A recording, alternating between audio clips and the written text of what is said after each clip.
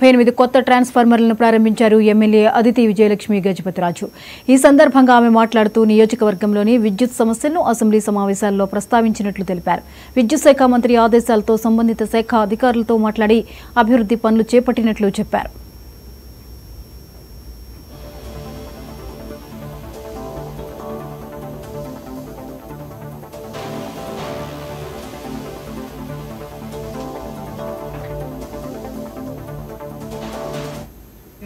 నాలుగోసారి ముఖ్యమంత్రిగా ప్రజలకి సేవలు అందించడం చాలా సంతోషం అనిపిస్తుంది.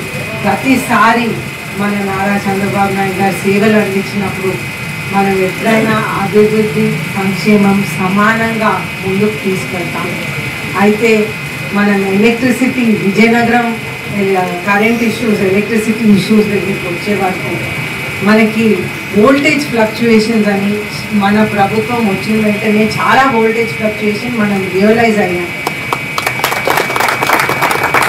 అయితే ఈ వోల్టేజ్ ఫ్లక్చుయేషన్స్ గురించి నేను అసెంబ్లీలో చెప్పటం వెంటనే మన ఎలక్ట్రిసిటీ మినిస్టర్ గారు కానివ్వండి, అలాగే ఎలక్ట్రిసిటీ సెక్రటరీ గారు విజయ్ ఆనంద్ గారు ఇప్పుడు చీఫ్ సెక్రటరీగా ఉన్నారు, వాళ్ళ స్టాఫ్ అందరు కూడా విజయనగరం స్టాఫ్ అందరు కూడా వెంటనే స్పందించి ఈ ఎలక్ట్రిసిటీ గురించి ఒక డీప్ స్టడీ చేయటం జరిగింది. ఏమేమి ప్రాబ్లమ్స్ ఉన్నాయి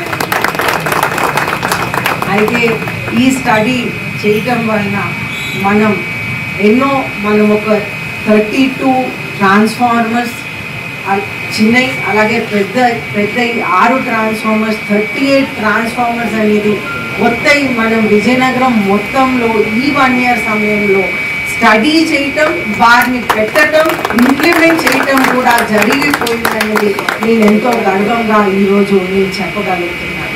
అలాగే దానికి అనుకూలమైన ఫీడర్స్ 6 ఫీడర్స్ అనేది పెట్టడం కూడా జరిగింది. అంటే ఎలక్ట్రిసిటీ సక్రమంగా వెళ్ళాలంటే ఈ ఫీడర్స్ కూడా పెడితే మాత్రం కానీ అదే ముందుకి ఎలక్ట్రిసిటీ క్వాలిటీగా ముందుకు వెళ్ళదు.